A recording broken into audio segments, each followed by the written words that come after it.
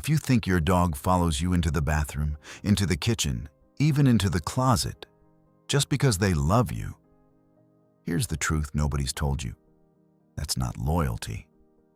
And despite what you've been told, it's not separation anxiety either. In fact, it has almost nothing to do with your dog at all. You take one step, and there they are, pressed against your ankle like a shadow that breathes. You've started calling them your Velcro dog, half joking, half exhausted, because some days it feels less like companionship and more like being tracked. You haven't had 5 private minutes in longer than you can remember. And underneath the exhaustion, there's something heavier. A quiet fear that you did this, that somewhere along the way, you loved this dog a little too much, and now they can't function without you in the room. What if the thing you've been blaming yourself for isn't actually the problem at all? That's the pain we're solving today. And by the end of this video, you'll understand exactly why your dog does this. Let's just breathe for a second, because you need to hear this first. You are not a bad owner. That guilt you're carrying, the one that whispers, "I made them this way," is not true, and it's not fair to you. Feeling smothered by a dog who never leaves your side is exhausting, and it is completely valid to feel that way, even while you love them. Here's where most owners go wrong, and honestly, it's not their fault either. Traditional dog training tells you to ignore a clinging dog. Crate them more. Push them away when they lean on you, walk past them when they whine, starve the behavior of attention until it fades. It sounds logical on paper. If you stop rewarding the behavior, the theory goes, the behavior should disappear.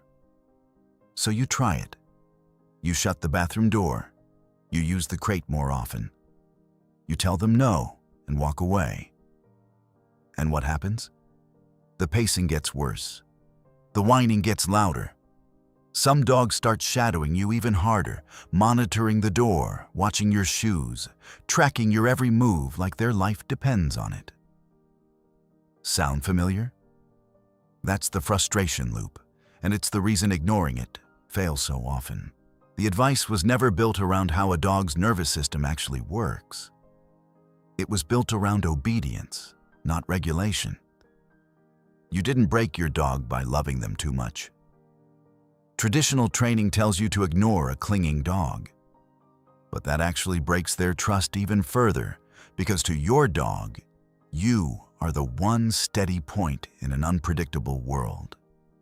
And if that steadiness suddenly disappears, their nervous system doesn't calm down. It escalates. So if ignoring them isn't the answer, what actually is? This is where the real science comes in. And it's going to change how you see your dog completely. Researchers studying animal cognition have long observed something called the secure base effect. First documented in early attachment studies and repeatedly confirmed in canine research since. A securely attached dog uses their owner as a home base, a safe point they return to before exploring the world. But here's the piece almost nobody talks about. Dogs also perform what scientists call referential looking, glancing back at their owner's face to gather information about whether a situation is safe.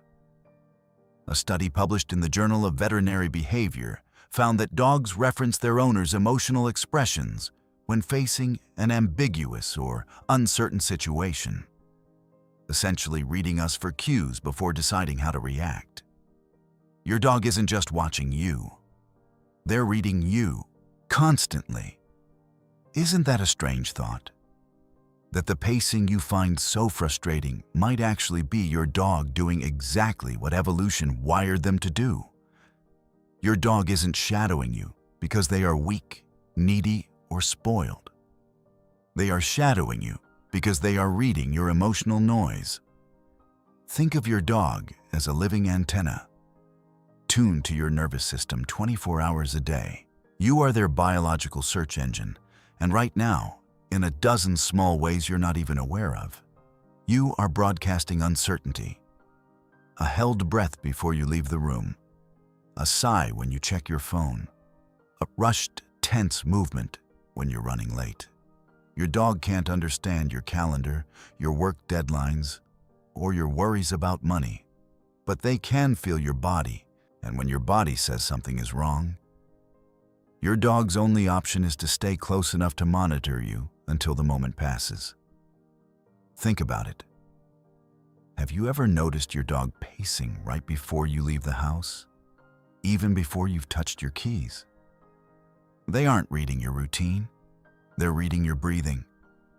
This isn't separation anxiety in the way most people fear.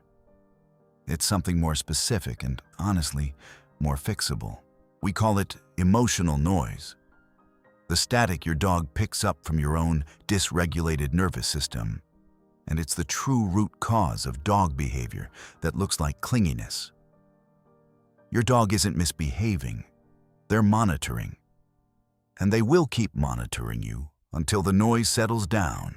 So what actually turns that noise down?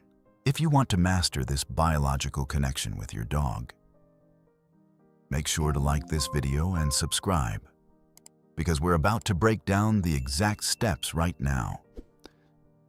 This is where the emotional sync method comes in. The framework we built specifically around the biological connection between your nervous system and your dog's behavior. The emotional sync method doesn't ask you to train your dog harder. It asks you to regulate yourself first, because your dog was never the one out of sync. And it starts with something almost embarrassingly simple. A 10-second reset, done before any moment that usually triggers the shadowing. Here's how it works. Before you get up from the couch, before you grab your keys, before you walk toward the bathroom, pause. Just for 10 seconds. Drop your shoulders. Slow your exhale until it's longer than your inhale. Let your face soften. This isn't about tricking your dog. It's about genuinely lowering your own physiological arousal.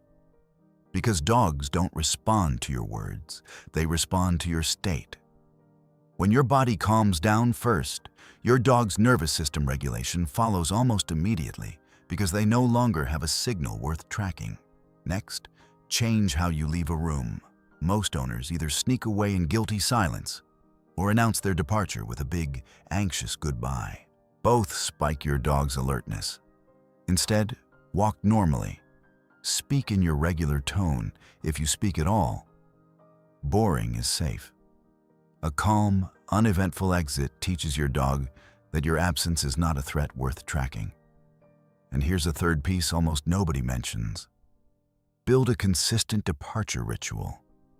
The same small sequence of calm movements every single time you leave a room, whether you're gone for 10 seconds or 10 hours. Grab your keys the same way. Touch the same doorframe. Use the same short phrase, if you use one at all. Predictability itself is a form of safety. When your dog can anticipate the pattern, there's nothing left to guess at. And guessing is exactly what keeps their nervous system on high alert, scanning for the one detail that might mean something bad is coming. And when your dog does follow you, resist the traditional urge to push them away. Instead, acknowledge them calmly, without drama. And without over-the-top affection either. A brief, steady hand on their back and a low, even voice tells their nervous system, "I see you, and everything is fine," without feeding the loop with excitement. This is canine psychology in its simplest, most practical form. Your dog isn't misbehaving when they trail you from room to room. They're trying to regulate themselves through you, because right now, you are the steadiest thing in their world. And every time you respond with calm instead of frustration, you are teaching their nervous system that it's safe to let go, just a little more each day. That's just the surface of the emotional sync method, though. What we've covered today addresses the moment-to-moment noise, but there's a deeper layer to true emotional attunement between you and your dog. One that explains why some dogs recover their independence in weeks, while others never quite settle, no matter how many resets you practice. What's actually different between those two outcomes? We built an entire guide around that question, called The Dog Who Understands You. It walks through the complete emotional sync method, the full 5-element cycle behind everything we talked about today, starting with awareness of your own state and moving all the way through to lasting trust. It goes far deeper into cases like clinical separation anxiety, destructive behavior, excessive barking, and the invisible errors that keep so many loving owners stuck in the same frustrating loop without ever knowing why. It's written the same way we talk to you here, calm, practical, and grounded in real research, not another list of commands to memorize. If you want to go further, you'll find it linked in our community tab. And if you're not ready for that step yet, that's completely fine. Head down to our community tab anyway, because there's a free checklist waiting there. 10 things to check before any interaction with your dog. No email required, just an instant download. It's a small, simple place to start putting today's lesson into practice tonight. One last thing before you go. Your dog isn't misbehaving, and you're not failing them. You're simply two nervous systems learning to speak the same language. And that conversation gets easier every single day you choose calm over guilt. If this video helped you understand your dog a little better, there's another video waiting for you right now with more of what it takes to build a stronger relationship with your own dog. Go ahead and tap it, because your dog is worth understanding fully.